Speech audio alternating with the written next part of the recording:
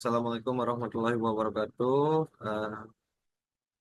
Izin presentasi mengenai PowerPoint tentang perkembangan filsafat dan ilmu pengetahuan dalam sejarah yang disusun oleh yang pertama saya sendiri Dr. Maulana, ada Dr. Maifra Setia Royes, Dr. Syahrul Hamid Muzaki, dan Dr. Farida Yuliati, SH, SE, MM.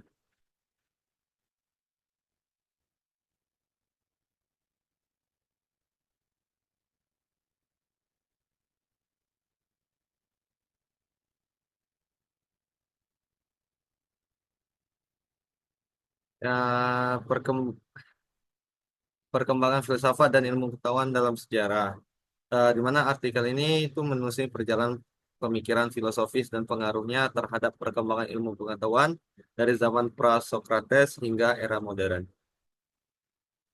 Untuk pertama itu zaman pra-Sokrates itu mencari asal-usul. Pertama ada dari Thales, yaitu filsuf dari Yunani, itu mengajukan teori bahwa air adalah substansi dasar dari segala sesuatu.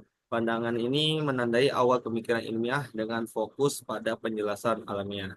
Yang kedua ada Pitagoras, di mana filsuf dan matematikawan menekankan pentingnya matematika dalam memahami alam semesta. Ia percaya bahwa segala sesuatu dapat dijelaskan melalui angka dan proporsi. Lalu di sini ada Socrates, Plato, dan Aristoteles. Nah, yang pertama itu ada Socrates, filsuf Yunani, dikenal dengan metode dialog yang menantang asumsi dan mendorong pemikiran kritis. Ia menekankan pentingnya moralitas dan pengetahuan diri. Yang kedua ada Plato, di mana ini murid Socrates, itu memperkenalkan konsep dunia ide yang memisahkan realitas fisik dan realitas ideal. Ia juga mengembangkan teori tentang bentuk dan jiwa. Yang ketiga ada Aristoteles. Aristoteles itu murid dari Plato, itu mengembangkan logika dan metode empiris yang menjadi dasar bagi ilmu pengetahuan modern. Ia juga meneliti berbagai bidang seperti biologi, fisika, dan etika. Ini filsafat Islam. Itu menjembatani dari timur dan barat. Yang pertama itu ada Al-Farabi, filsuf Muslim, dikenal sebagai pengantar logika Aristoteles ke dunia Islam. Ia juga mengembangkan pemikiran tentang pemerintahan dan masyarakat ideal. Yang kedua ada Ibnu Sina, di mana dia filsuf dan ilmuwan Muslim yang mengembangkan ilmu kedokteran dan filsafat yang berpengaruh di Eropa. Ia dikenal dengan karyanya Al-Qanun fi al-Tib, The Canon of Medicine. Lalu ada filsafat modern. Nah, ini yang menjelajahi realitas dan kemanusiaan. Yang pertama ada René Descartes, merupakan filsuf dari Perancis yang mengajukan metode keraguan sistematis untuk mencapai pengetahuan yang pasti. Ia dikenal dengan ungkapan cogito ergo sum. Saya berpikir, maka saya ada. Yang kedua ada John Locke, filsuf Inggris. Ini mengembangkan teori tentang hak alamiah dan pemerintahan konstitusional yang menekankan pentingnya kebebasan individu dan hak milik. Yang ketiga ada Immanuel Kant. Ini filsuf Jerman mengemukakan teori tentang akal dan pengalaman. Ia berpendapat bahwa pengetahuan manusia terbatas pada apa yang dapat dipahami oleh akal. Nah, ini beberapa gambarnya.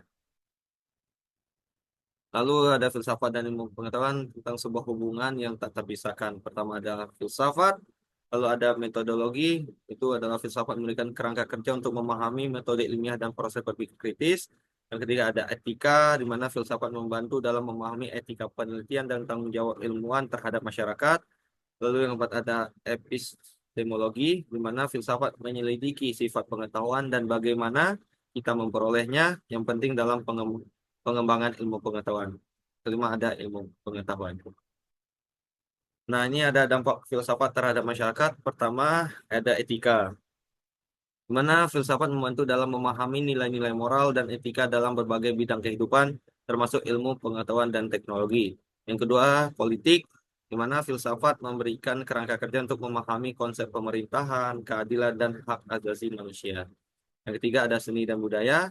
Filsafat mempengaruhi cara kita memahami seni, budaya, dan makna hidup yang berkontribusi pada perkembangan peradaban manusia. Dari kesimpulan, menjelajahi masa depan, di mana filsafat telah memainkan peran penting dalam perkembangan ilmu pengetahuan, memberikan dasar-dasar untuk memahami dunia dan mengembangkan pengetahuan. Penting bagi kita untuk terus mempelajari dan mengaplikasikan pemikiran filosofis dalam konteks modern, untuk mencapai kemajuan yang lebih baik. Baik, terima kasih.